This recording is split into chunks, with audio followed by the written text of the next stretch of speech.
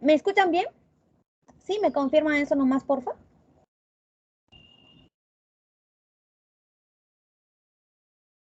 Chicos. Sí, ya, gracias Alison por confirmarme. Espero que todos los que están acá presentes por lo menos hayan dado el pretest. Como les he dicho en el WhatsApp, es obligatorio que ustedes den el pretest. Es muy importante para su asistencia de la asesoría, no es la asistencia de la Universidad de Inana, la asistencia de la asesoría, porque este es un programa en donde queremos dar y también recibir, para que este programa siga su curso, ¿no? Que haya más apoyos de parte de los estudiantes superiores, de años superiores a años inferiores, para que haya más apoyo, necesitamos que este programa siga su curso. ¿Y cómo hacemos esto? Haciendo un informe siempre. ¿Un informe de qué? De su asistencia, de sus pasitos pre-test, de sus pasitos post-test, que les estoy mandando los links a todos ustedes. Luego, ¿no? De las notas de parciales, que ya les voy a pedir cuando tenga su parcial, la nota del final. Y al final, ¿no? El comentario, obviamente, hacia la asesora que soy yo.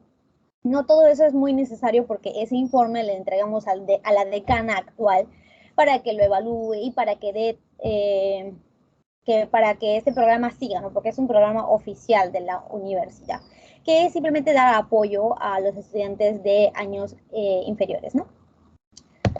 Para que tengan una mejor comprensión de las teorías.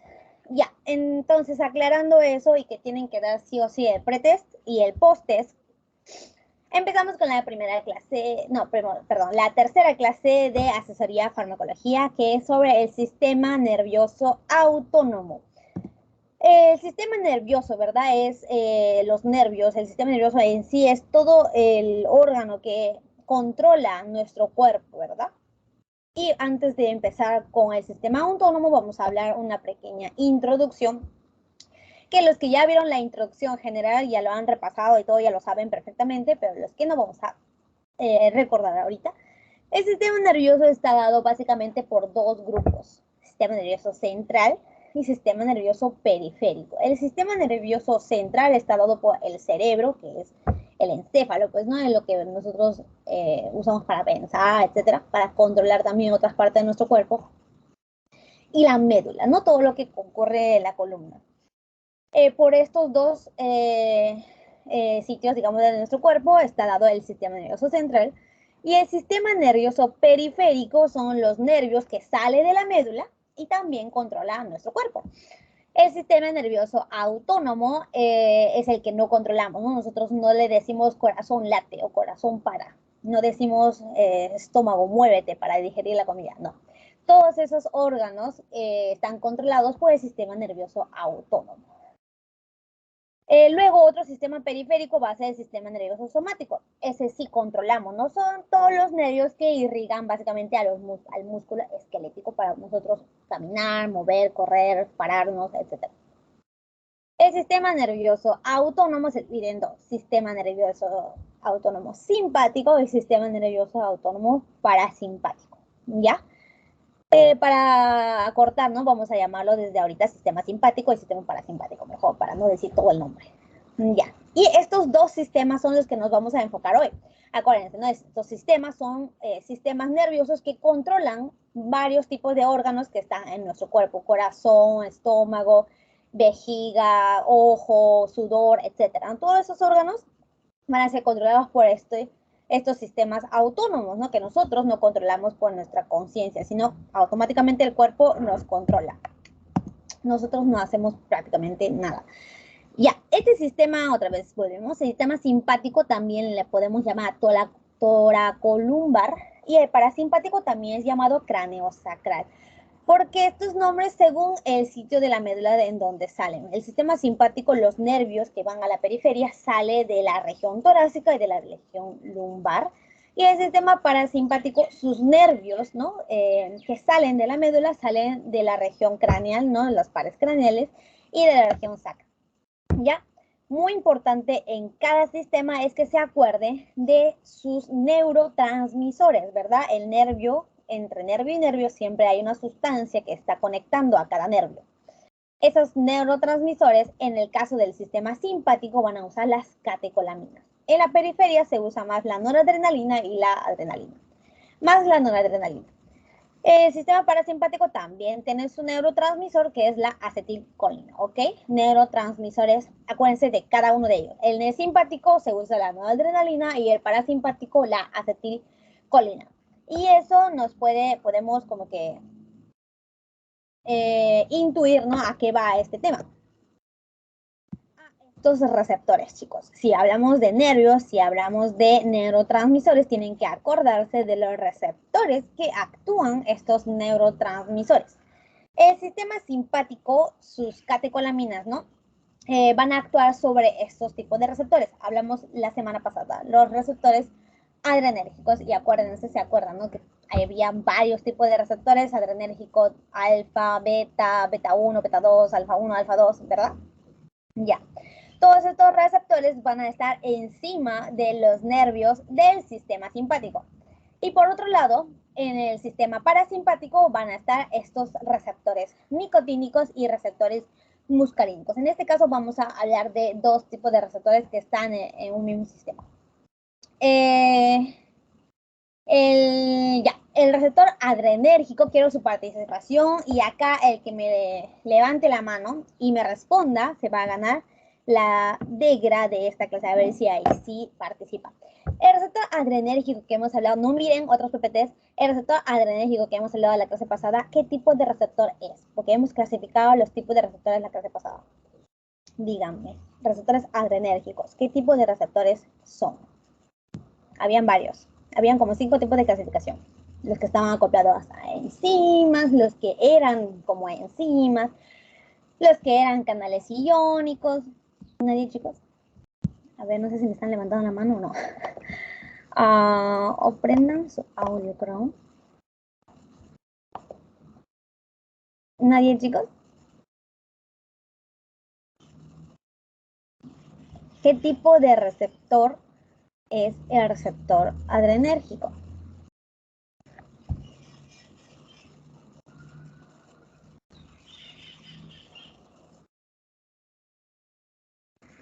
¿No se acuerdan, chicos?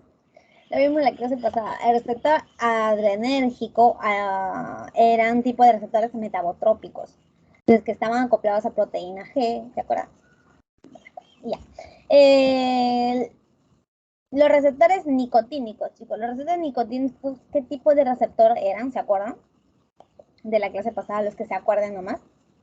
Y si no, ahorita lo mencionamos.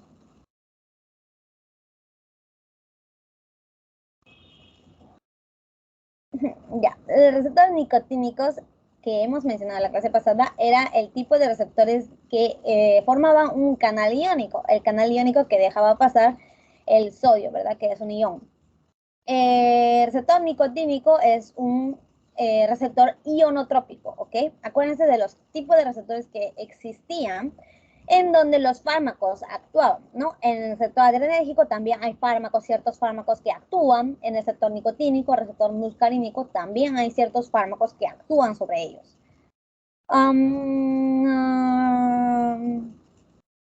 ¿Qué más? Ya, el receptor muscarínico también, acuérdense, es un tipo de receptor metabotrópico, o sea que siempre están acoplados a una proteína G. ¿Ya? Ya. Entonces, otra diferencia anatómica estructural que puede tener el sistema nervioso simpático y el sistema parasimpático son la longitud que tiene cada nervio, ¿no? Ambos sistemas están dados por dos nervios, un nervio, dos nervios, ¿verdad? Y luego está el órgano efector, ¿no? Donde están los receptores, etc.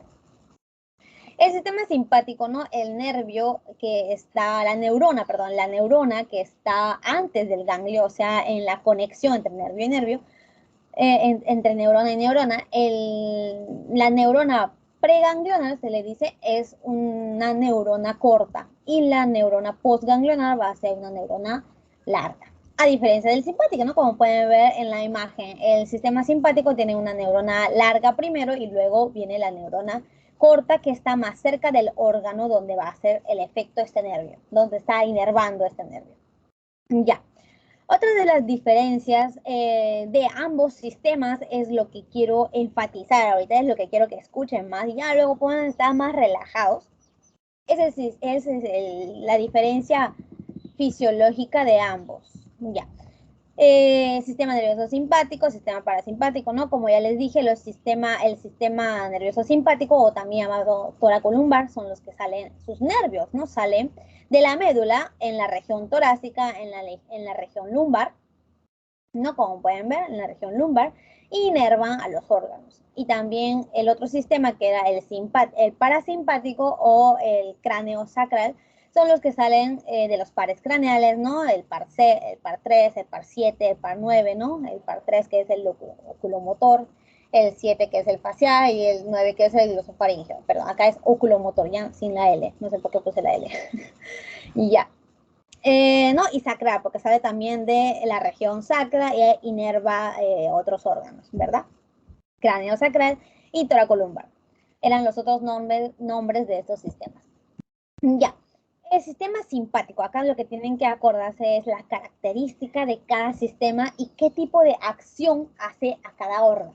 Ya, chicos, es importante porque esta clase vamos a hablar de fármacos que hacen las mismas acciones que el sistema simpático, o sea, que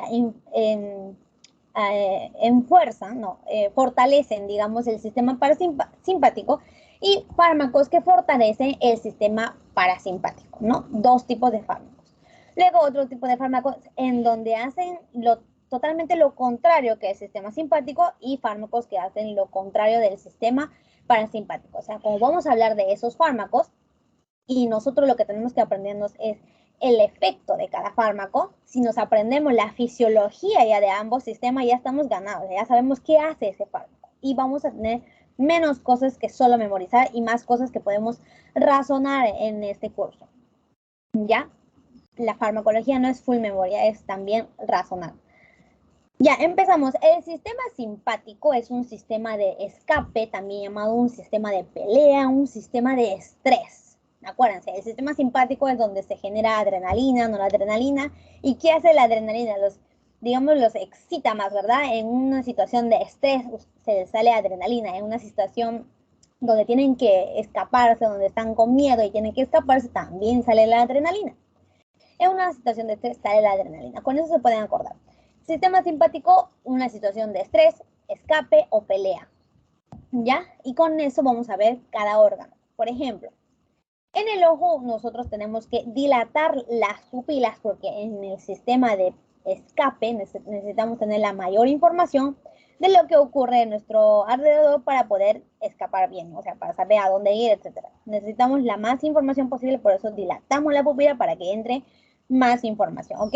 El sistema simpático, lucha o huida, va a dilatar las pupilas. Luego, para que nosotros podamos escapar, para que nosotros tengamos más energía, el corazón tiene que bombear más, el corazón tiene que trabajar más para que lleve la circulación a todo nuestro cuerpo. No, y es fácil, ustedes cuando huyen, cuando corren, sienten que se palpita, ¿no? Su corazón, sienten palpitaciones. Eso es el sistema simpático, porque está actuando el sistema simpático. O sea, en el sistema simpático, ¿qué hace al corazón? ¿Qué es el efecto que hace el sistema simpático al corazón? Aceleración de la frecuencia cardíaca, contrae más fuertemente al corazón para que bombee más sangre, etc. Luego, en el pulmón, en el sistema respiratorio, ¿qué hace el nervio simpático? Acá en el pulmón, en el bronquio, lo que hace es broncodilatación. ¿Qué significa eso? Que dilata los bronquios para que haya más fase de oxígeno, ¿no? Y obviamente en un escape, en una pelea, necesitamos más oxígeno posible. En lo posible, entonces los bronquios se dilatan para que entre más aire. Acuérdense de eso. Ya. Luego, por lo contrario, el sistema digestivo, todo el tracto gastrointestinal va a estar descansando acá, obviamente, porque en un sistema de escape, donde estás escapando, donde estás peleando, donde estás en un estrés, tú no comes, o sea, tú no estás comiendo, no tienes la tranquilidad suficiente para comer. Entonces, todo el sistema digestivo, el sistema simpático lo va a inhibir, ¿ok? Inhibe la digestión, inhibe la motilidad del intestino, inhibe todo, ¿ya? El sistema digestivo. En el hígado es una excepción. La glucosa, ¿no? Es el componente, digamos, base para generarnos energía. Y nosotros en una situación de estrés necesitamos cantidades abundantes de energía. Entonces, ¿qué órgano almacena cantidades altas de glucosa? El hígado, ¿no? De forma de glucógeno. Eso lo hemos hecho en bioquímica, chicos. El hígado almacena bastante glucógeno y el sistema simpático lo que hace es activar a este hígado para que libere bastante glucosa a nuestro organismo y así usarlo en una situación de estrés. Luego también la vejiga va a estar relajada, ¿no? Para no poder orinar, o sea, la orina se va acumulando y acumulando, no miccionamos en una situación de estrés, de escape, no tenemos capacidad, ¿no? O sea, cuando estás tranquila, nomás puedes miccionar, etcétera. En el riñón va a actuar secretando adrenalina y noradrenalina, perdón, en la glándula suprarrenal. Ya, entonces, por lo contrario, estos dos sistemas van a estar totalmente opuestos, digamos. Por ejemplo, este va a ser un sistema de descanso y de digestión. Ya el señor acá durmiendo nos representa el sistema parasimpático. Es un sistema de relajación, acuérdense. Entonces, en los ojos no necesitamos tanta información, o sea, estamos tranquilos durmiendo. Las pupilas van a estar contraídas, ¿ok? Las pupilas van a estar mióticas, se dice. Cuando están así chiquititos se le llama miosis y cuando están dilatadas se llama midriasis, eso ya lo saben. Entonces, los que no saben, apunten. Miosis y midriasis, ¿no? En el sistema parasimpático, en las pupilas va a haber miosis, o sea, que se contraen, no necesitamos tanta información, X. Entonces, en la frecuencia cardíaca también estamos relajados, no necesitamos tanta energía por parte del corazón, entonces su frecuencia cardíaca va a estar reducida, reducción de la frecuencia cardíaca, va a estar tranquilo el corazón. Los bronquios también, no necesitamos tanto oxígeno cuando estamos durmiendo, o sea, no estamos agitados ni nada. Así que acá va a haber una broncoconstricción. Como pueden ver, estos sistemas se antagonizan, o sea que hacen todo lo contrario uno al otro. Los bronquios se contraen, no entra tanto oxígeno, normal. Por lo contrario, va a estar muy activo todo el sistema digestivo, ¿verdad? La salivación aumenta, ¿no? Estimula la salivación porque vamos a empezar a comer.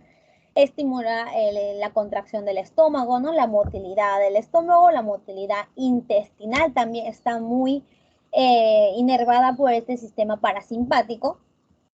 ¿Qué más? El hígado, ¿no? Va a generar más bilis, se va a secretar más bilis. La vejiga, por lo contrario, ¿no? Va a estar contraída, puede contraer liberando orina y así poder miccionar nosotros, ¿ok? Estos dos sistemas se contradicen y hay que acordarse qué sistema hacía qué cosa en tal órgano. ¿Se entiende? ¿Se ha entendido, chicos?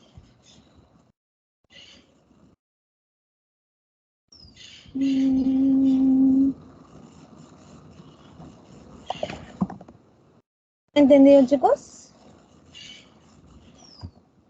Quieren que repita esa parte.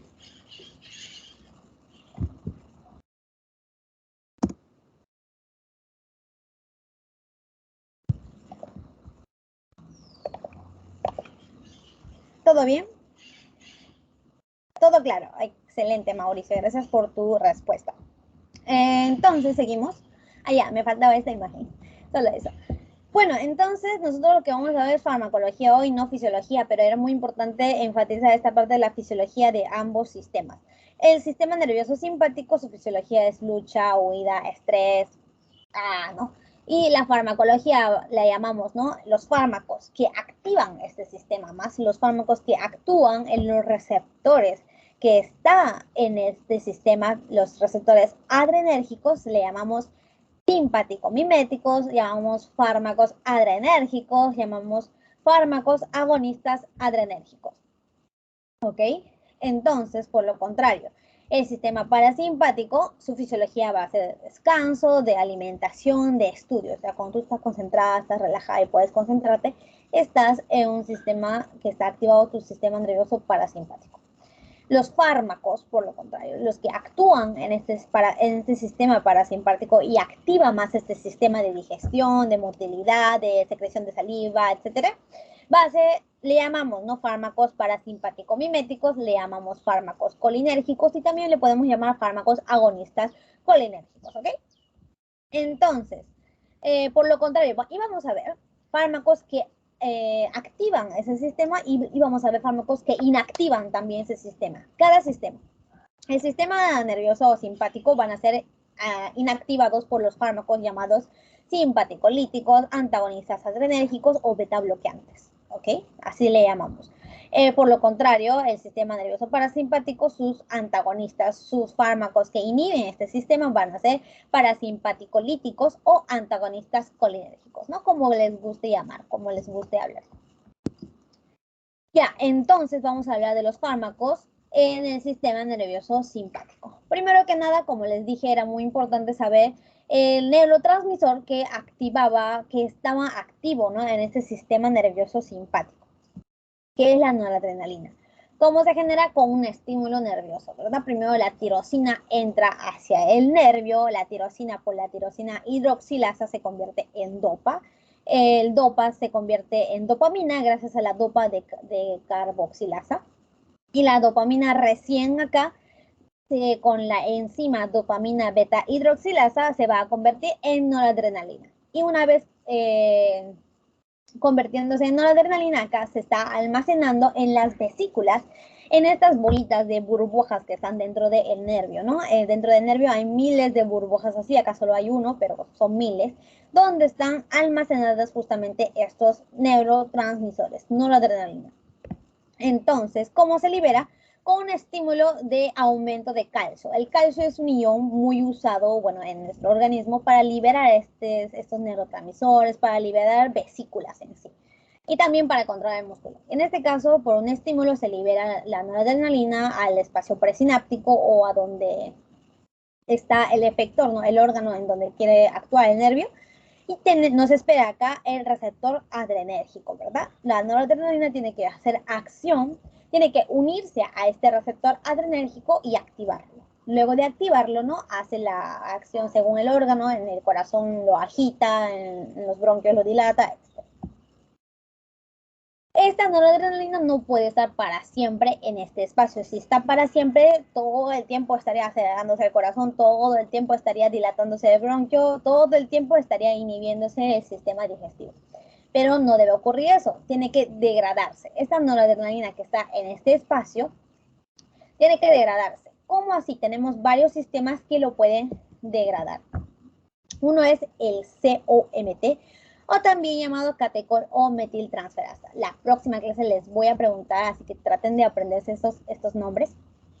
Y obviamente los que participan van a ganarse su degrabada. No vamos a hacer ese sistema para que pueda ser más participativo esta clase. Y se ganan su degra. O bueno, ya hay gente que compra, ¿no? Pero los que no quieren comprar o todavía no han encontrado una degra que les guste, la degra que yo tengo actualmente tal vez les pueda ayudar en sus teorías.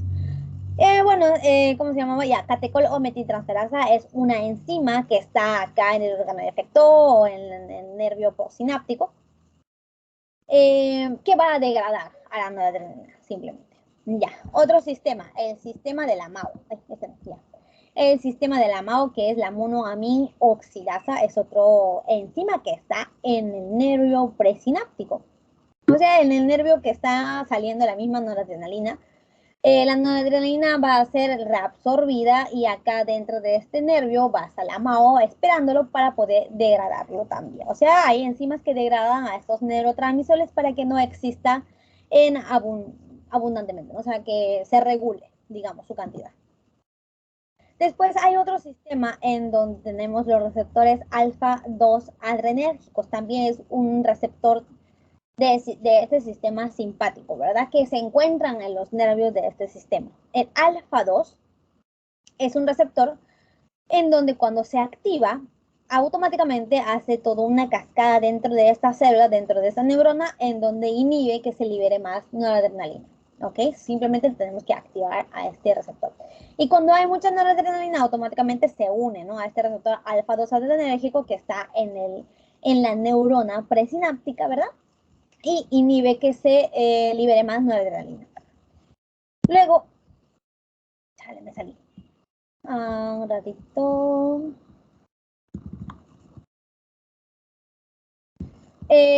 Acá podemos mencionar usando esta imagen, ¿no? Fármacos que lo vamos a mencionar luego también, pero con esta imagen se explica excelentemente.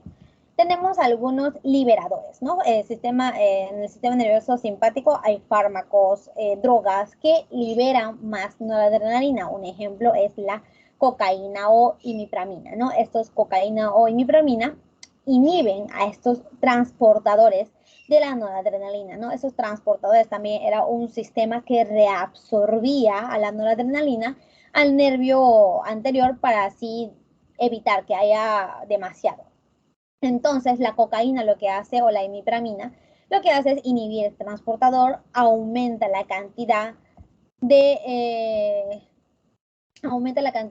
noradrenalina que existía acá, entonces nosotros nos excitamos más, etcétera, y bueno, funciona como una droga, ¿verdad? La cocaína. Por eso es que los que se intoxican con cocaína también sufren de taquicardia, pupilas dilatadas, etcétera. Lo van a ver en clínica.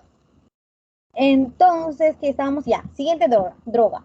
La reserpina. La reserpina también funciona, en este caso van a inhibir este sistema porque la reserpina se encarga de degradar a las vesículas, a estos bubbles, a estos burbujas, ¿no? Que están dentro del nervio. Va a destruir la vesícula y así, por lo tanto, va a disminuir la cantidad de noradrenalina que va a ser liberada afuera y que pueda hacer acción también. Entonces, ¿qué estamos hablando? De estos fármacos, ¿no? Que vamos a ir mencionando luego. Volvemos. El receptor alfa 2, ¿no? Como les dije, es un receptor adrenérgico, como el nombre lo dice, se supone que activa más a este sistema, pero no. Funciona como un regulador, va a ser un feedback negativo. O sea, cuando lo activamos, va a inhibir la liberación de noradrenalina. Va a ser una acción contraria al sistema simpático, ¿no? ¿Cómo así? La noradrenalina, como les dije, hay estímulo, ¿no? Cuando hay aumento de calcio, se libera al espacio sináptico, hace acción a su receptor y este receptor se activa, aumenta el AMP cíclico, etcétera, hace una cascada y se activa, ¿verdad? Activa el órgano, activa el otro nervio, etcétera. Cuando hay demasiada noradrenalina, esta noradrenalina va a ser captada por los receptores alfa 2 adrenérgico, ¿no? Alfa 2 adrenérgico que estaba acoplado a una proteína G. Esta proteína G va a ser de tipo inhibitoria, o sea, la proteína G va a inhibir lo que le sigue, va a inhibir el AMP cíclico, que era el amplificador, ¿no? Lo hemos hablado en la clase pasada. Va a inhibir el amplificador. Entonces, ¿qué ocasiona la disminución de calcio? ¿No? Disminución de calcio, por lo tanto, va a disminuir la liberación de noradrenalina, porque sin calcio no se libera. ¿Ya? Acuérdense, el receptor alfa 2 va a hacer un feedback negativo. ¿Qué más hace? Aparte de inhibir la liberación de noradrenalina, inhibe la liberación de acetilcolina, inhibe la liberación de serotonina, actúa también en el sistema nervioso central, bajando la presión arterial, y también a veces generando arritmia. ¿Ya? Entonces, íbamos a hablar de los fármacos que activan más al sistema simpático. Primero el simpático, luego hablamos del parasimpático. Quedando claro que los simpático-miméticos, agonistas simpáticos son los fármacos que actúan en este sistema, fortaleciendo, ¿no? El sistema, actuando más este sistema. Ya. ¿Qué son los neurotransmisores que se usan acá? La noradrenalina, adrenalina, ¿no? Las catecolaminas. Y también hemos visto, ¿no? Ya los receptores que actúan en ese sistema, acuérdense, son receptores metabotrópicos, ¿no? Que se unen a proteínas G, acoplados a proteína G, alfa 1, alfa 2, beta 1, beta 2. Estas catecolaminas endógenas o catecolaminas sintéticas, ¿no? También van a unirse a todos estos receptores, pero cada uno va a tener selectividad. ¿Qué significa selectividad? Que una catecolamina, por ejemplo, la adrenalina va a ser mucho más selectivo al alfa 1 que la noradrenalina, ¿ok? NA es noradrenalina, ¿verdad? O sea que la adrenalina tiene más capacidad, más afinidad a la alfa 1 que la NA, que la dopamina, que la isoprenalina, ¿no? Que es, o isoprotenerol. Ambos nombres es válido. Isoprotenerol. ¿Qué es una catecolamina sintética? Al igual que la dobutamina. Son catecolaminas sintéticas y en este caso no son catecolaminas, simplemente son los que se unen al alfa-1. Son fármacos selectivos, ¿no? Un ejemplo de fármacos selectivos al alfa-1. O sea, que la fenilefrina, metoxamina no son catecolaminas, ni sintéticas ni endógenas, pero que se unen selectivamente al alfa-1. ¿Ok? No se unen al alfa-2, no se unen al beta-1, no se unen al beta-2, solo al alfa-1. Bueno, acá también hay selectividad hacia el alfa-2, ¿no? La adrenalina se une más al alfa-2 que la noradrenalina, que la dopamina, que la dopamina, que la isoprenalina. El beta-1 también, en este caso la catecolamina sintética, que es el isoprotenerol, va a unirse con más selectividad que la adrenalina, que la noradrenalina, que la dopamina. Acá también lo mismo. ¿Ok? Y acá les menciono ejemplos de fármacos que se unen más a ciertos receptores. Clonidina, guanabens se une más al alfa-2, denopamina, dobutamina se une más al beta-1, salbutamol, litodorina se une más al beta-2. Ejemplos de fármacos que luego lo vamos a mencionar también. Y como ya le hemos explicado esta imagen, ya lo hemos visto en las clases pasadas, pero repasando, ¿no? Teníamos en el sistema simpático tenemos estos tipos de receptores. Receptores alfa, receptores beta. Y los receptores alfa, ¿no? Lo que sí o sí quería que se aprendan eran los alfa-1, ¿no? Los que se encontraban en los vasos sanguíneos. ¿Qué hacía? Contracción de los vasos sanguíneos. En el útero, ¿qué hacía? También contracción del útero. En el ojo, ¿qué hacía? El sistema simpático. ¿Qué hacía en el ojo? ¿Aumentaba el diámetro de la pupila o lo disminuía?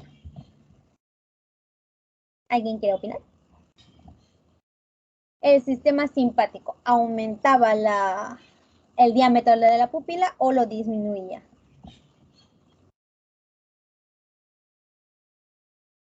Aumentaba. Muy bien. ¿Qué generaba? Midriasis, ¿sí o no? Muy bien. ¿Quién me ha participado? Camila, creo. ¿O me estoy equivocando? No, sí. Camila, ya, excelente. Gracias, Camila, por tu participación. Muy bien. El alfa-1 en el ojo, al igual que activando el sistema simpático, generaba midriasis, ¿verdad? Aumentaba el diámetro del ojo. Ya. Este alfa-1 era un tipo de receptor metabotrópico, se unía al GQ, ¿no? El GQ se encargaba de generar inositol trifosfato, de acilglicerol, que ya, bueno, son las sustancias que se generaban en la cascada intracelular, ¿verdad? Ya, ¿qué más hace? Contracción de los músculos lisos, ¿ok? Contracción de los músculos lisos del útero, del vaso sanguíneo, que hacía el músculo dilatador de la pupila, ¿no? Lo dilata la pupila en el músculo liso pilomotor, erección del vello, ¿no? Se hacía que separaba los vellitos, ¿no? Que están en nuestros cuerpos, etc. El alfa-2 habíamos dicho que era, se encontraba, ¿no? En las terminaciones nerviosas, inhibe la liberación de ciertos neurotransmisores como la noradrenalina, la serotonina, etc. Y obviamente estaba acoplado a la proteína G inhibitoria, ¿no? Inhibitoria, o sea que disminuía la liberación de noradrenalina también. En el caso de los receptores beta, ¿no? Les quería, ¿no? Que se aprendan, lo primerito que se aprenda era sobre el beta-1. El beta-1 se encontraba abundantemente en el corazón. ¿Qué hacía el sistema simpático en el corazón? ¿Aceleraba su frecuencia cardíaca o lo disminuía? Vamos, chicos. Quiero anotar en algún sitio, no tengo ningún lapicero acá. ¿Qué hacía el sistema simpático en el corazón, chicos?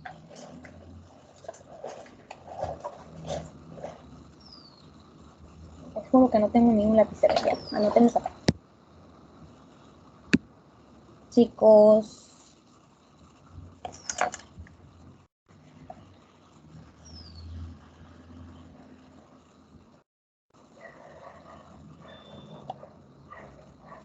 Chicos, cualquiera. ¿Qué hacía el sistema simpático al órgano que es el corazón? Lo fortalecía, aumentaba su actividad, ¿no? Aumentaba su frecuencia cardíaca o disminuía su frecuencia cardíaca, disminuía la fuerza de contracción, todo. Ya, acá anotamos los nombres de los participantes.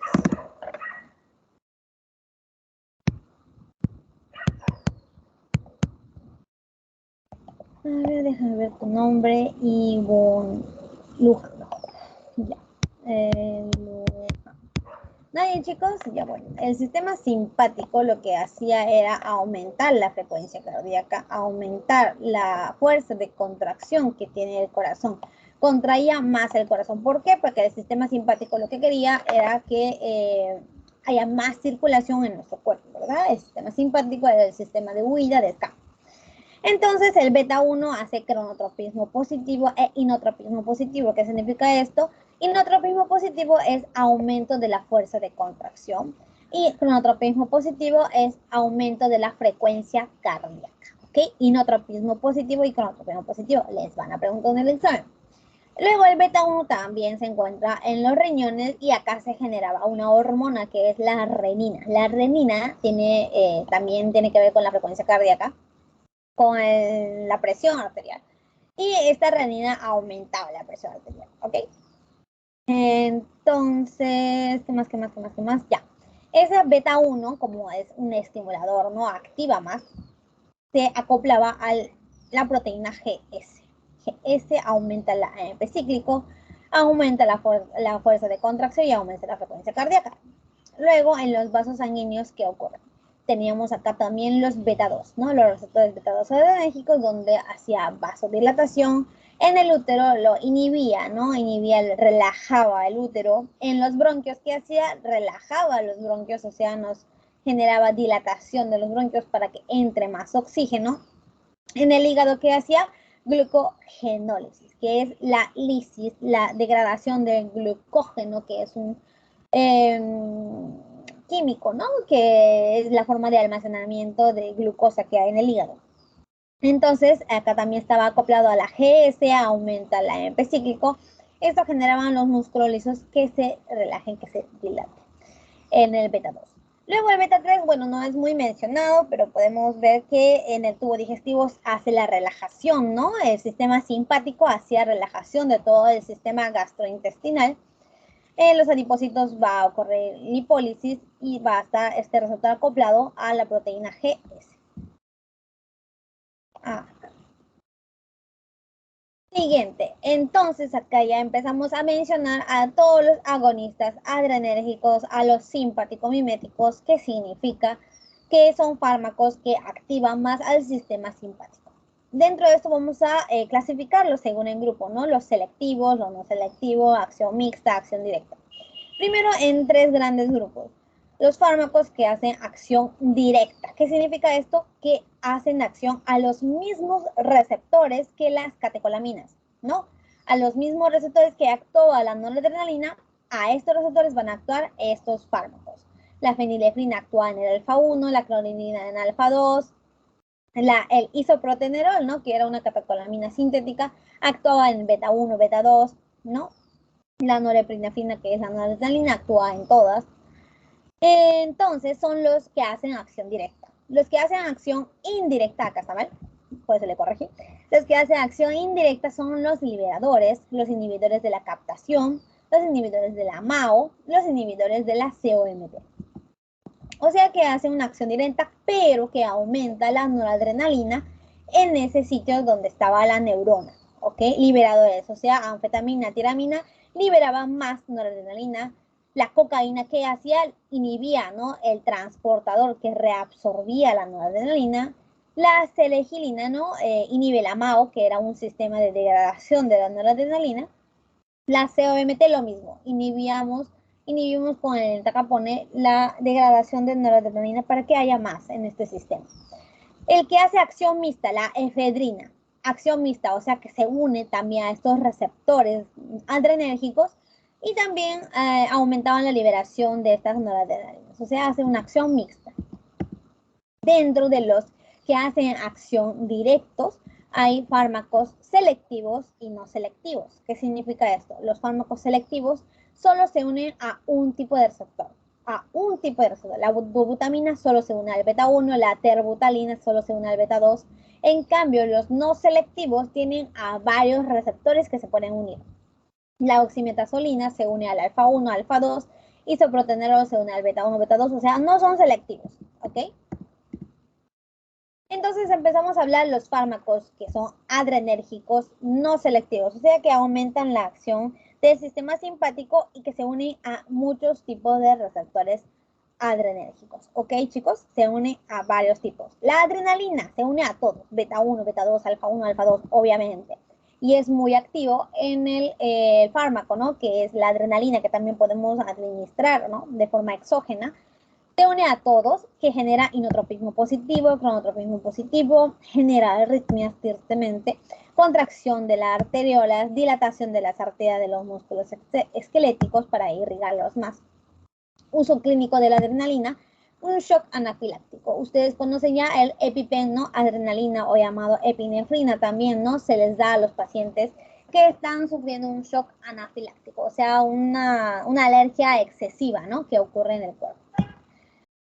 Puede aumentar la presión arterial. Un paciente que está con hipotensión le podemos dar esta fármaco, pero más se usa para el shock anafiláctico.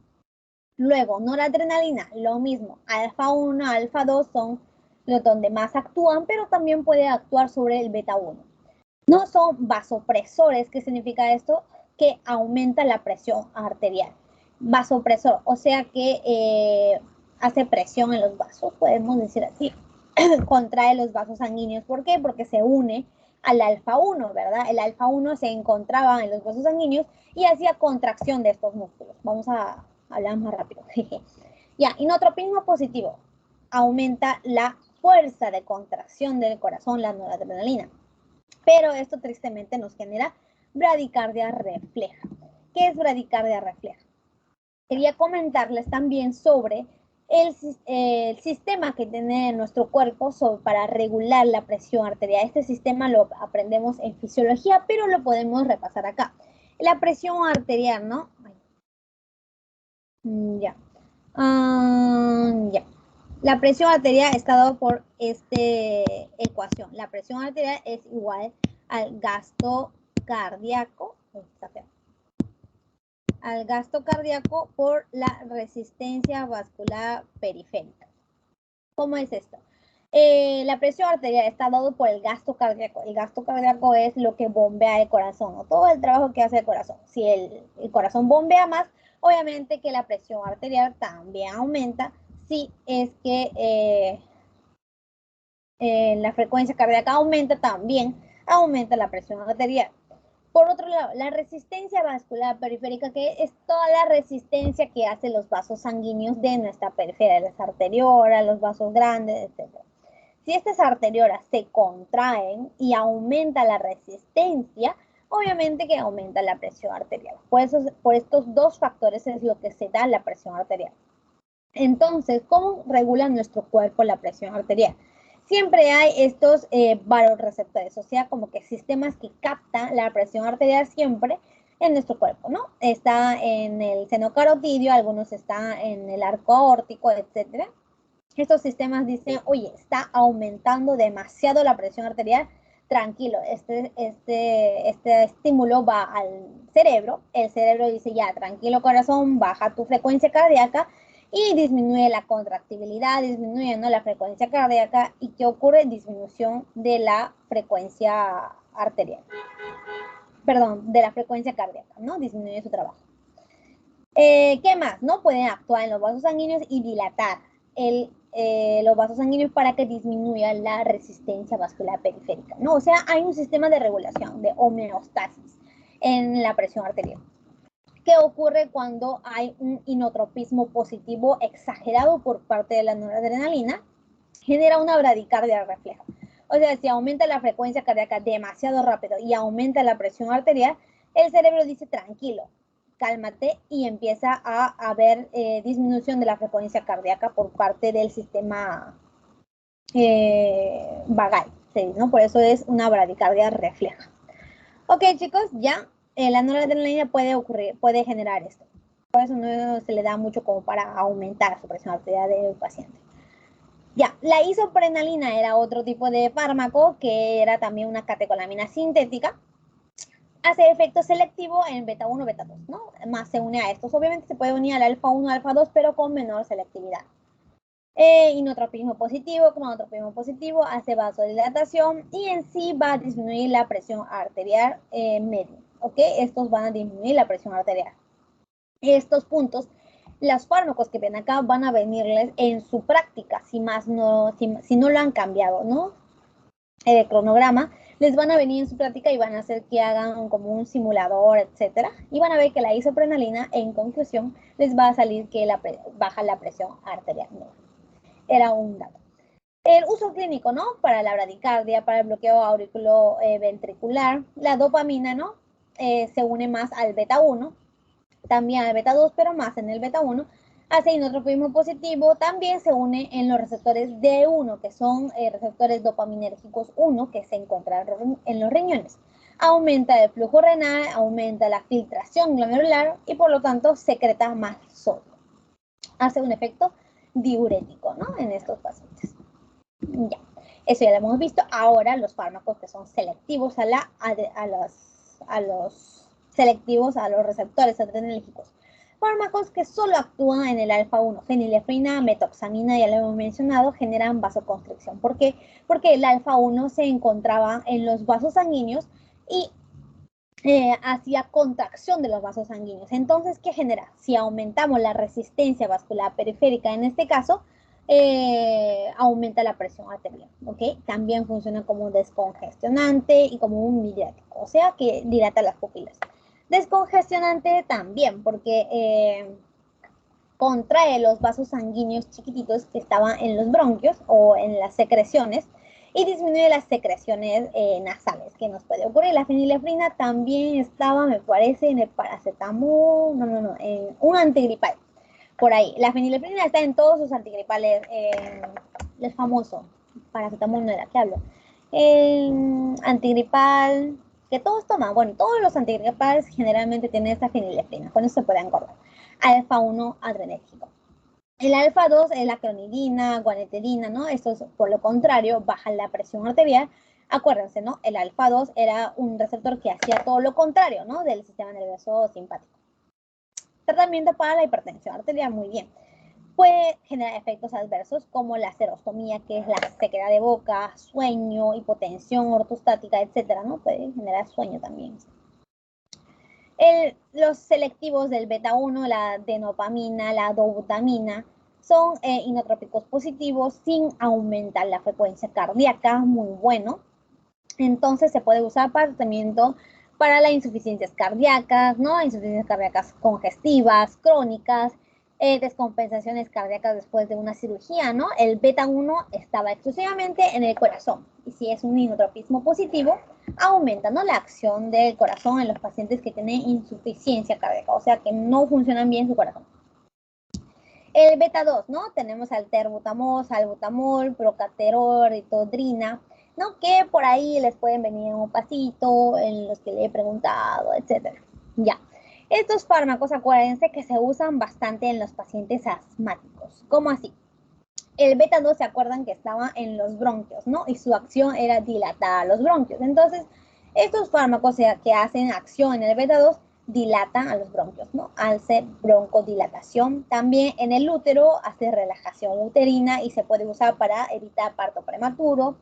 Y el salbutamol, muy importante, un fármaco que se usa para el tratamiento de asma bronquial. Luego acá tenemos los que hacen acción indirectas, pero que aumentan el sistema simpático. ¿Cuáles son? Los liberadores, ¿no? Los liberadores tenemos a la anfetamina, a la metanfetamina, ¿no? Esos son liberadores. Van a actuar en el sistema cardiovascular, activan el corazón, ¿no? Pueden hacer vasopresión y aumentar la presión arterial. Estos pueden generar taquifilaxia, que es un término que se le puede preguntar y es muy importante que se acuerden. Taquifilaxia, al igual que se parece, ¿no? A la anafilaxia, pero que no es lo mismo. La taquifilaxia es cuando hay digamos, un efecto donde para bruscamente el efecto del fármaco. O sea, tú estabas bien, ¿no? Aumentando la frecuencia cardíaca, etcétera. Y como ya se liberó totalmente el neurotransmisor, que era la noradrenalina, ya no hay más noradrenalina, se apaga bruscamente el efecto. Esa es una taquifilaxia, que se gasta todo el neurotransmisor y haya un paro del efecto. Ya, eso. Tratamiento para el asma, ¿no? Algunos se puede usar para tratamiento del asma, hace un efecto sistema nervioso central. Uso clínico, ya algunos se pueden usar para como un agente hipotensivo, antihipotensivo, perdón, o sea que aumenta la presión arterial, tratamiento para asma bronquial o un descongestionante. Y ya. Y en estos casos, ¿no? Los liberadores, que son la anfetamina, metanfetamina, ya se usa como drogas, bueno, como psicoestimulantes, ¿no? En donde estimula bastante el sistema nervioso central hasta ocasionar, digamos, toxicidad. Ya. Ahora vamos a ver los antagonistas de este sistema adrenérgico. Ya, chicos, no se aburran, no se duerman, es importante. Ya, los antagonistas adrenérgicos o simpático-líticos, ¿ok? Los que hacen la acción contraria al sistema simpático. Y ustedes pueden pensar, entonces, si hace la acción contraria al sistema simpático, la acción de estos fármacos se van a parecer bastante a la acción que hace el sistema parasimpático. ¿Ya? Entonces vamos a ver, van a aumentar, van a generar miosis, pueden generar aumento del sistema digestivo, pueden parar el corazón, etc. Ya, los antagonistas de los receptores alfa, los antagonistas de los receptores beta. ¿Ok? Acá tenemos los selectivos, los no selectivos también, al revés. Los no selectivos, los selectivos. Y por otro lado, los no selectivos y los selectivos también. Entonces, los antagonistas alfa adrenérgicos no selectivos van a inhibir al sistema adrenérgico uniéndose al alfa 1 y al alfa 2. Bloquean totalmente al alfa 1 y al alfa 2. Ya. Un ejemplo, ¿no? De los fármacos, menoxibenzamina, fentolamina, bloquea el alfa 1, alfa 2, aumenta la liberación de neurotransmisores, ¿no? Acuérdense, el alfa 2, su función era inhibir la liberación de neurotransmisores. Como hace una acción contraria, en este caso va a aumentar la liberación de neurotransmisores. Disminuye el efecto vasopresor, o sea, los que actuaban, ¿no?, en el alfa 1 eran los que hacía vasoconstricción, va a ser lo contrario, ¿no? Disminuye el efecto vasopresor, o sea, disminuye la presión arterial, porque está disminuyendo la resistencia vascular periférica. Genera taquicardia, puede generar taquicardia porque está aumentando la liberación de neurotransmisores. Tratamiento para los pacientes con hipertensión arterial, para los que tienen feocromocitoma, que es un cáncer a las glándulas suprarrenales, ¿no? Donde hay una liberación excesiva de estas noradrenalinas. Perdón, adrenalina, etc.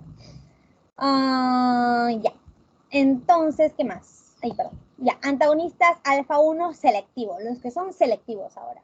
La prazosina, tamsulosina, son fármacos alfa 1 selectivos, o sea, que bloquean al alfa 1, que generan disminución de la presión arterial, sin taquicardia refleja, ¿no? Es muy útil para el tratamiento de la hipertensión arterial, la prazosina.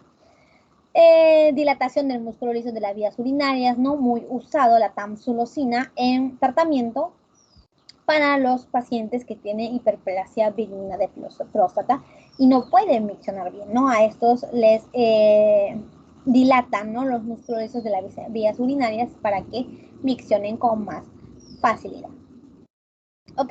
¿Qué más? Antagonistas del alfa 2 selectivo, los que solo inhiben al alfa 2, o sea que generan esto, liberación de neurotransmisores.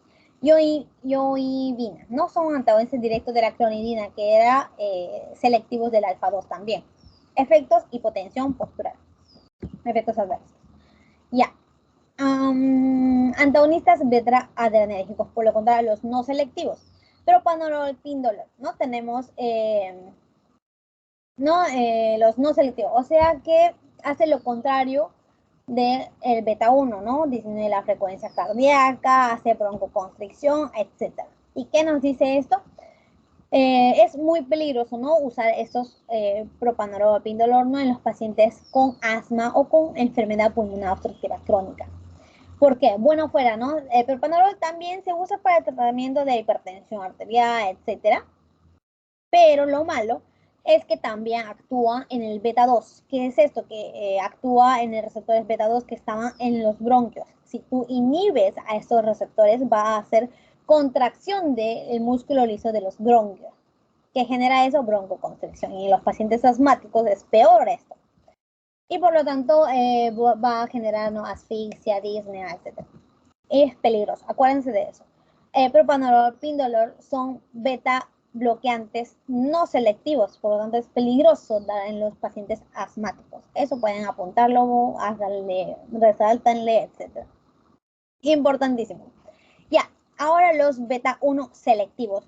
Los fármacos que bloquean al beta 1 que son selectivos, metoprolol, atenolol, acebutolol, son muy usados para tratamiento de la hipertensión arterial, angina de pecho, arritmias, ¿no? Porque para el corazón, lo relaja al corazón selectivamente sin que haga efecto en los bronquios. Muy necesario para estos tratamientos, ¿no? Para que relaje el corazón. Y son muy buenos porque no hacen acción en los bronquios. Lo malo es que necesitamos usar propanolol en varios tipos de personas porque el propanolol es mucho más barato, sobre todo en Minsa, en el Perú. El propanolol es un fármaco muy usado todavía porque es muy barato a comparación de estos fármacos que son más selectivos. Todos los fármacos que son selectivos, tenga una idea que son caros, por eso no es muy usado.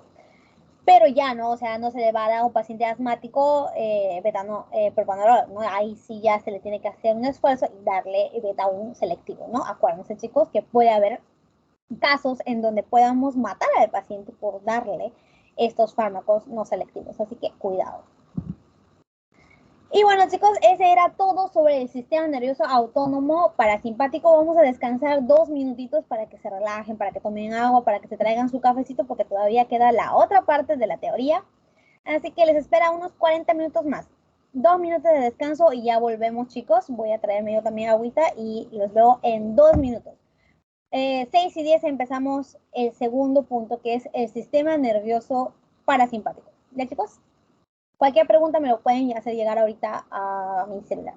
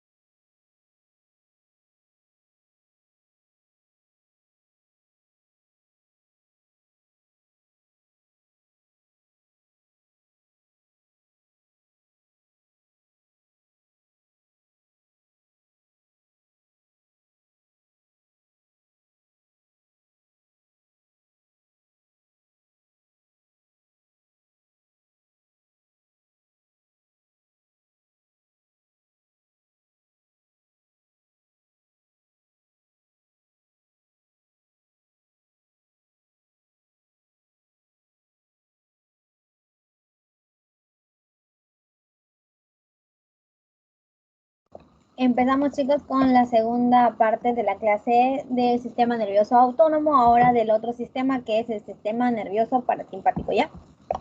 Creo que he descansado demasiado, nos pasamos 2 minutos, pero empezamos. Por si acaso voy a publicar en WhatsApp. A ver. Ya, el sistema nervioso autónomo, el sistema nervioso parasimpático, ya como les había comentado, es todo lo contrario al sistema nervioso simpático. Acá la pupila va a contraerse, va a ser chiquitita, ¿no? Va a generar miosis, va a generar lágrima, va a haber secreciones de muchas sustancias de nuestro cuerpo. Activa las glándulas sudoríparas, activa las glándulas sudoríparas, lacrimógenas, ¿no? Todas esas glándulas van a secretar sus líquidos. Después disminuye la frecuencia cardíaca, disminuye, ¿no? La contracción de los vasos sanguíneos, va a generar broncoconstricción. Por lo contrario, el sistema parasimpático o un sistema de relajación, de digestión, va a activar todo el sistema digestivo. Va a contraerse más el estómago, va a aumentar las contracciones del intestino, se va a mover más. Va a haber vaciamiento, ¿no? Por parte de la vejiga contrayéndose y va a relajar los esfínteres, ¿no? Los esfínteres del ano, ¿no? Para defecar, etc. En este caso, el sistema parasimpático va a actuar la acetilcolina, ¿verdad? La acetilcolina, que era el neurotransmisor que actuaba en este sistema. Vamos a ver, al igual que el neurotransmisor noradrenalina que hemos visto cómo se genera, vamos a ver lo mismo, pero en el sistema parasimpático. La acetilcolina, ¿no? Es generada a partir de la acetilcoenzima y la colina. Gracias a la colina acetiltransferasa se unen, genera acetilcolina, y esta acetilcolina va a almacenarse en las vesículas, ¿verdad? En las burbujas que estaban en la misma neurona. Entonces, con un estímulo que es el calcio siempre, va a liberarse la acetilcolina se une a los receptores nicotínicos, a los receptores muscarínicos y va a hacer la acción que se debía hacer. Entonces, este acetilcolina, al igual que la noradrenalina que tenía la MAO, que teníamos la COMT, la acetilcolina también tiene sistemas que lo degradan, ¿no? Para que ya no haya en forma excesiva.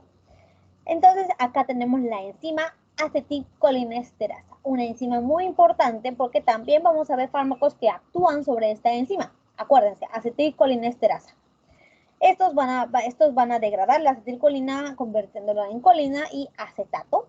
La colina, ¿no? Va a reabsorberse a la neurona para volver a usarse, ¿no? Se reusa. Muy bien, ecológico eso. Ya. Entonces, hay toxinas, por ejemplo, la toxina botulínica, que es usado también el Botox, ¿no? Esa toxina botulínica, que es a partir de una bacteria, hace acción inhibiendo a este sistema parasimpático. ¿Cómo así? Esta toxina botulínica puede inhibir la liberación de estas burbujas, de estas vesículas que están almacenadas en la acetilcolina y inhibir la liberación de la acetilcolina, ¿no? Inhibe la liberación de la acetilcolina. Esto puede hacer las toxinas botulínicas. Un ejemplo, ¿no? De inhibición. Acuérdense sobre también hablar de los receptores que están en este sistema, ¿no? Habíamos visto receptores nicotínicos, habíamos visto receptores muscarínicos, ¿verdad? Dos tipos de receptores, nicotínicos y muscarínicos. Están acá, ¿verdad? Están nicotínicos y muscarínicos. Ya, cada uno. Los receptores nicotínicos son receptores de tipo ionotrópicos, ¿no? Son tipos de receptores que son canales iónicos. Tenemos dos tipos acá, los N1 o también llamado NM, los N2 y los llamados NN. Los N1 generalmente están en la unión neuromuscular, o sea, en la placa neuromotora, o sea, donde está inervando al músculo, el nervio, y acá están los ganglios autónomos, en el sistema nervioso central y en la médula adrenal, ¿no? Hay fármacos que inhiben a estos receptores, que bloquean a estos receptores, bueno, no fármacos, perdón, toxinas, ¿no? Son de tubocurarina, bungarotoxina, alfa-neurotoxina, ¿no? Estas toxinas que se generan a partir de animales, como en la serpiente, ¿verdad? Estos serpientes pueden generar estas toxinas donde bloquea totalmente a estos receptores nicotínicos, que no son fármacos, no son toxinas. ¿Qué más? Receptores muscarínicos son receptores metabotrópicos, ¿no? Acuérdense, metabotrópicos, receptores acoplados a proteína G. Dos tipos, los que se acoplan a GQ y los que se acoplan a GI. Hay receptores muscarínicos 1, 2, 3, 4, 5. Receptores muscarínicos 1, 2, 3, 4, 5. Los impares se van a unir al GQ. Los pares se van a unir al GI y son inhibitorios, ¿ok? Inhibitorios. Los GQ que hacen, tenemos al muscarínico tipo 1, que actúa en el sistema nervioso central. El M3, muy importante, actúa en los músculos lisos, o sea, en todo el tracto gastrointestinal está este M3. M5 también en el sistema nervioso central. M2 está en el corazón y vamos a ver cómo actúa en el corazón, y M4 también en el sistema nervioso central. Ya. La acetilcolina, ¿no? Los receptores muscarínicos, ¿no? Que están en el M3. ¿Qué les iba a contar ya? ¿Cómo actúa, no? La acetilcolina en el músculo liso y en las glándulas exocrinas, ¿no? Glándulas exocrinas, ¿cuáles son? Las glándulas salivales, las glándulas sudoríparas, las glándulas lagrimógenas, ¿no? Todos estos son glándulas exocrinas que tenemos M3, ¿no? Que tenemos los receptores muscarínicos. ¿Qué pasa cuando la acetilcolina actúa acá? Activa el receptor muscarínico 3, activa la fosfolipasa C, ¿no? Donde va a generar diacilglicerol, inositol trifosfato, y aumenta el calcio. Acuérdense, su último efecto es aumentar el calcio en el caso del muscarínico 3, el receptor muscarínico 3. ¿Qué pasa cuando aumenta el calcio? Se contrae el músculo liso y aumenta la liberación de vesículas, la liberación de estas burbujitas.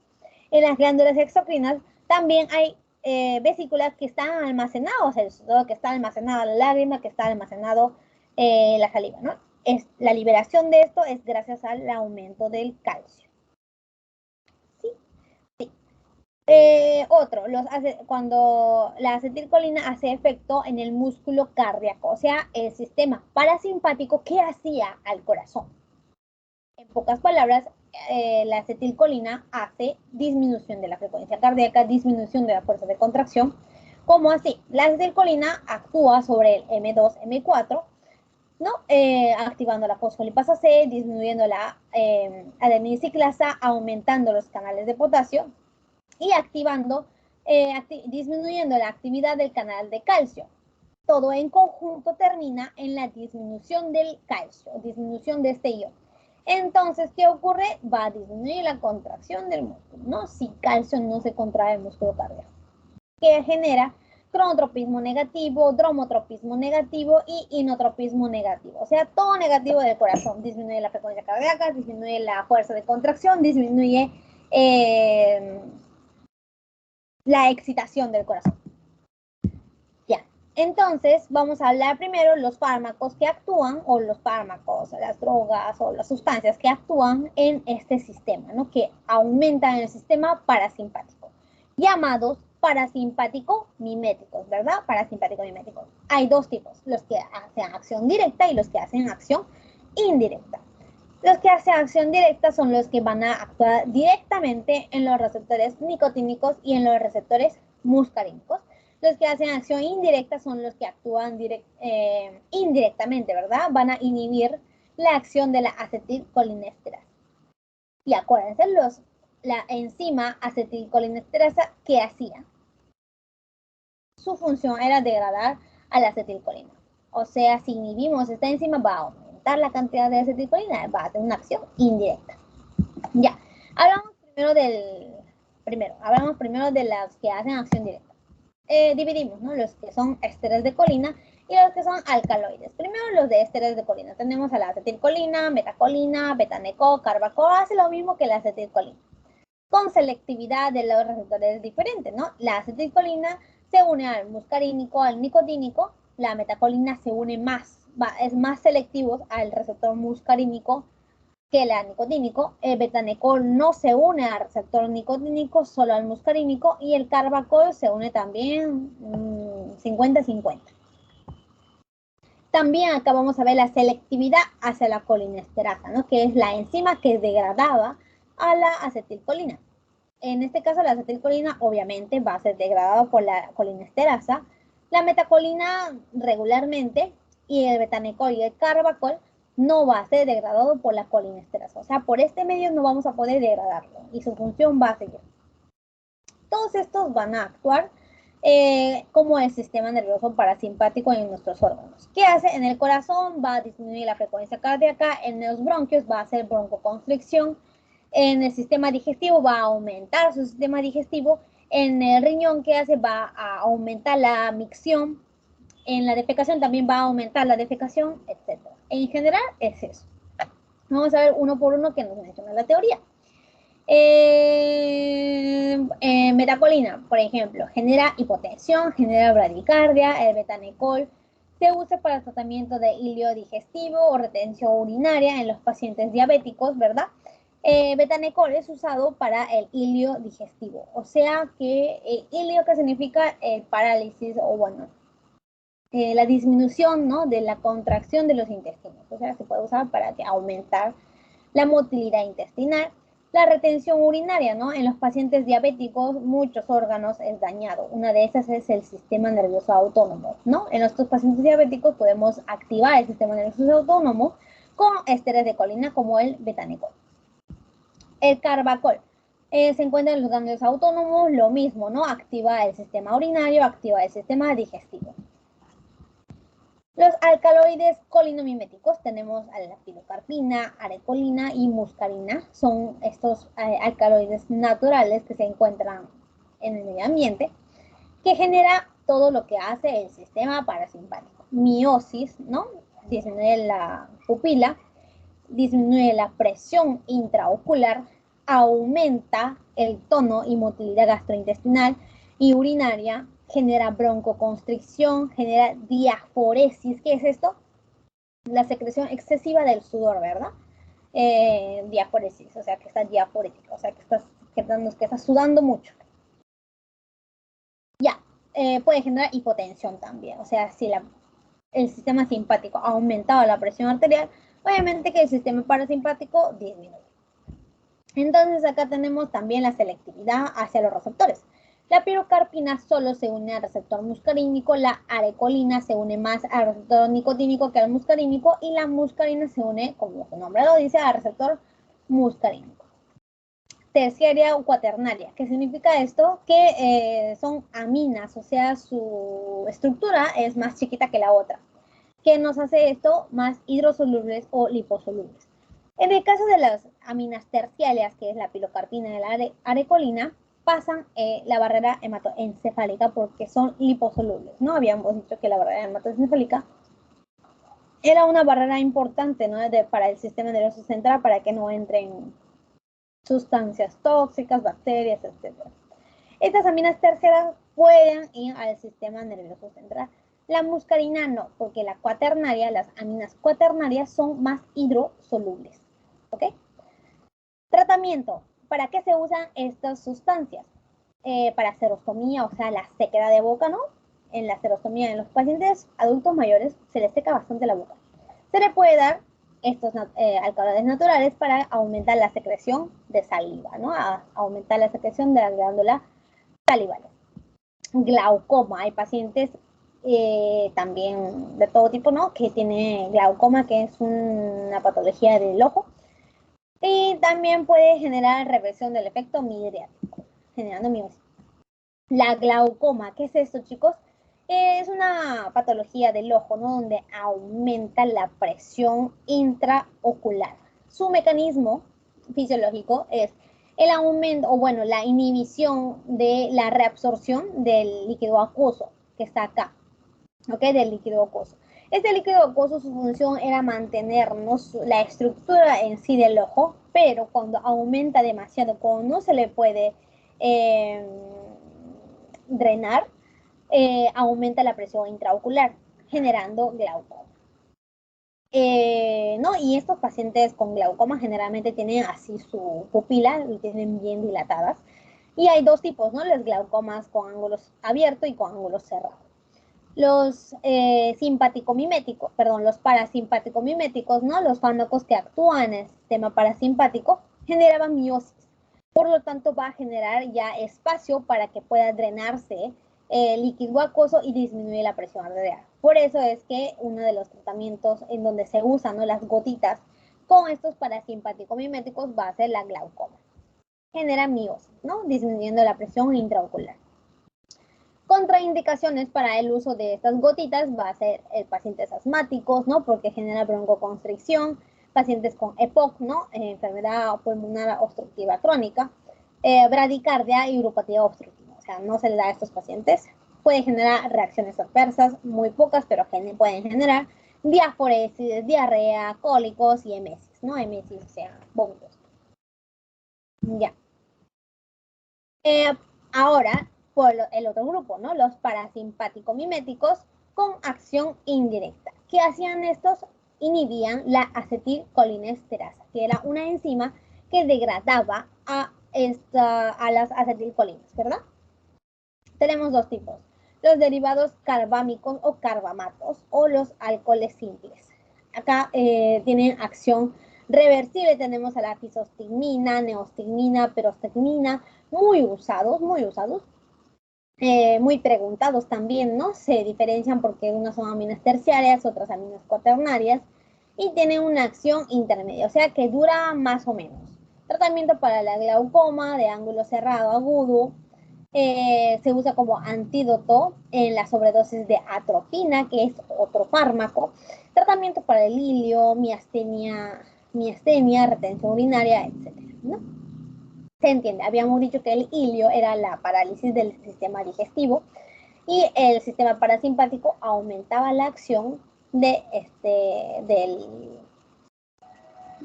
sistema digestivo. La retención urinaria también, ¿no?, que es generado básicamente por el sistema nervioso autónomo. Por la parálisis del sistema nervioso autónomo también puede generar retención urinaria. Y aumentando, ¿no?, la acetilcolina, podemos tratar eso con neostigmina, pirostigmina o fisostigmina. Luego tenemos alcoholes simples, como el hidrofonio. Este fármaco también es muy preguntado. ¿Por qué? Porque se usa en el test de Tensilon.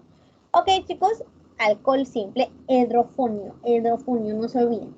Muy usado en este test de Tensilon para poder diagnosticar miastenia gravis, ¿no? Es una enfermedad autoinmune en donde genera debilidad flácida de los pacientes. El paciente deja de poder contraer los músculos, hay parálisis de las extremidades, y lo característico es esta cara, donde genera tosis palpebral. Acá nos dice, donde decía acá, tosis palpebral. ¿Qué es eso? En donde el paciente no puede contraer, no puede alzar su párpado y queda así como si estuviera cerrado el ojo todo el tiempo. El test de Tensilon es justamente para ver si el paciente realmente tiene miastenia gravis o es simplemente una crisis colinérgica.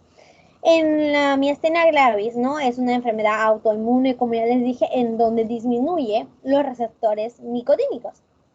Si no hay receptores nicotínicos, obviamente los músculos no van a poder contraerse bien. Pero nosotros podemos darle el hidrofonio aumentando la acetilcolina, ¿no?, disminuyendo la acción de la acetilcolinesterasa. Podemos aumentar la acetilcolina y aumentar, ¿no?, la acetilcolina que puede actuar en los receptores nicotínicos, y como pueden ver, luego de administrar hidrofonio, el paciente va a poder, se revierte, ¿no?, la tosis palpebral. Ese es el test de Tensilon positivo, o sea que el paciente sí tenía miastenia gravis.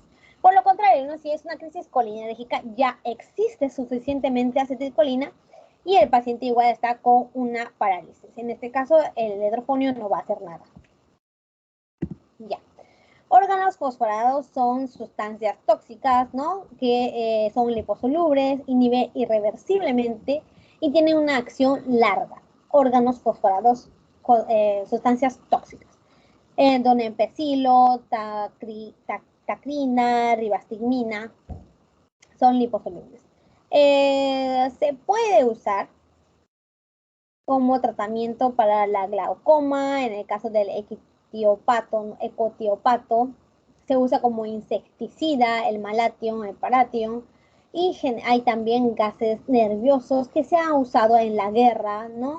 Como el sarín, ¿no? Que es un gas tóxico en donde genera parálisis y muerte al paciente, bueno, a las personas. Hay algunos órganos fosforados que es usado para el Alzheimer.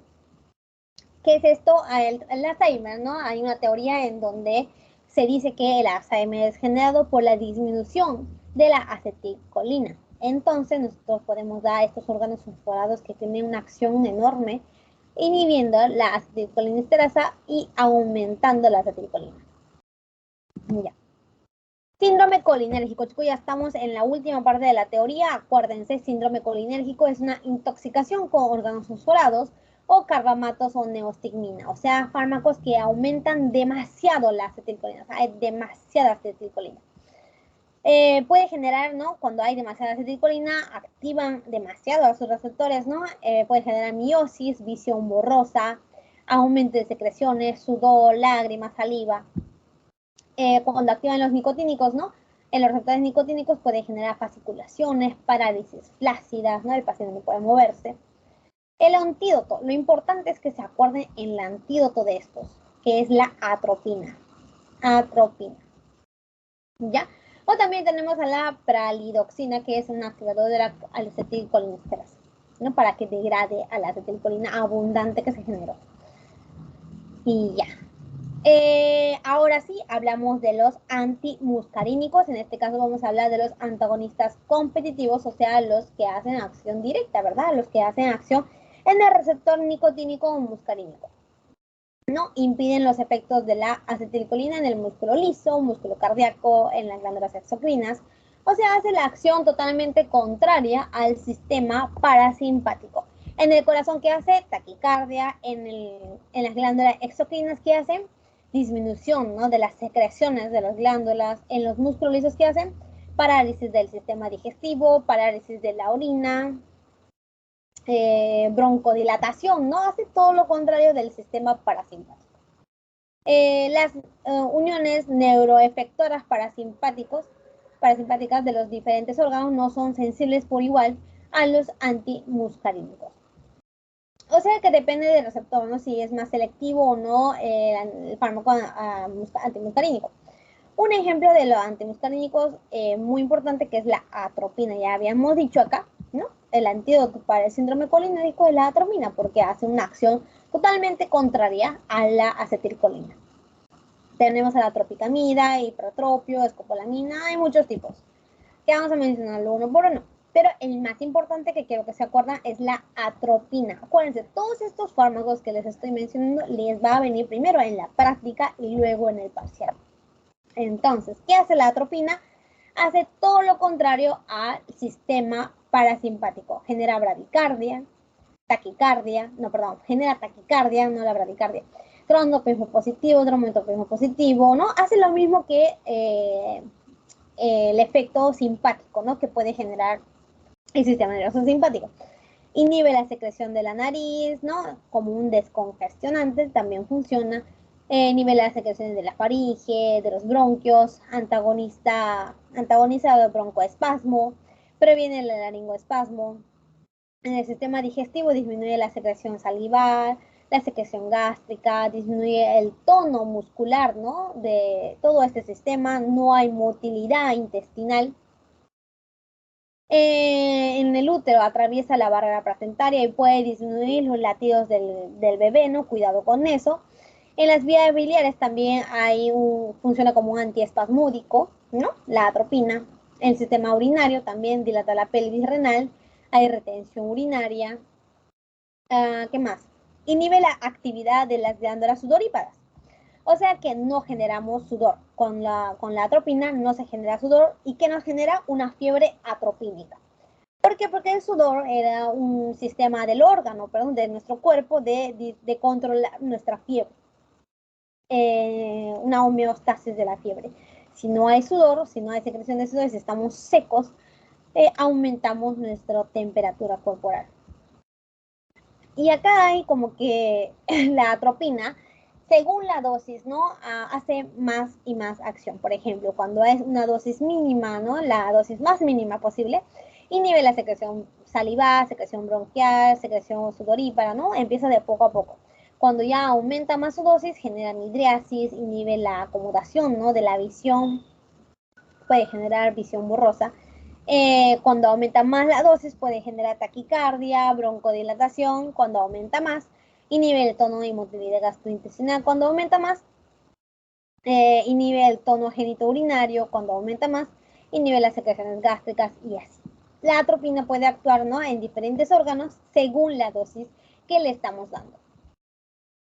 Ya, al igual que la atropina, hay otro que es la escopolamina, que está en el mismo grupo, alcaloides naturales, ¿no?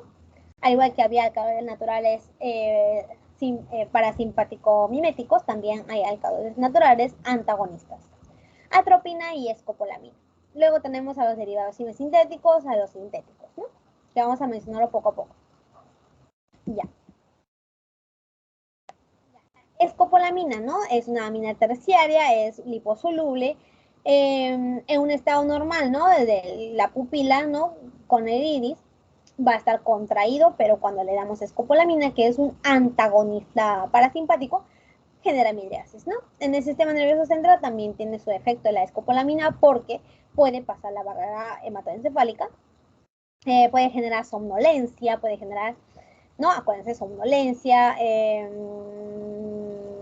fatiga, euforia, midriasis, reducción de la secreción salival, ¿verdad? Actúa también el sistema nervioso central la escopolamina. Luego los alcaloides semisintéticos y sintéticos. Tenemos al hipatropio, oxitropio, tiotropio, ciclopentolato, tropicamida, pirenzepina, telenzepina y ya. Los tropios, estos van a hacer un efecto muy importante en los bronquios, ¿ok?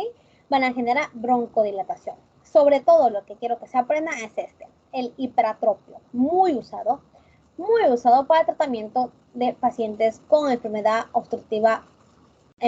pulmonar obstructiva crónica, o sea, los pacientes ya crónicos que tienen enfermedad obstructiva crónica común.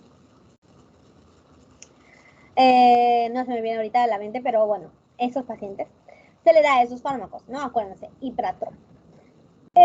Broncodilatación, puede generar taquicardia, inhibición de la secreción salival, o sea, todo lo contrario al sistema parasimpático, ¿no? Puede generar serostomía, o sea, sequedad de boca. El ciclopentolato, tropicamida, puede generar midriasis de menor duración que la atropina y es más usado, ¿no? En formas clínicas que la tropicamida. No, la tropicamida es más usado, perdón, que la atropina. La pirenzepina, tilenzepina funciona como antagonistas selectivos del receptor M1 en relación al M2 y M3, ¿no? O sea, actúa más en el M1.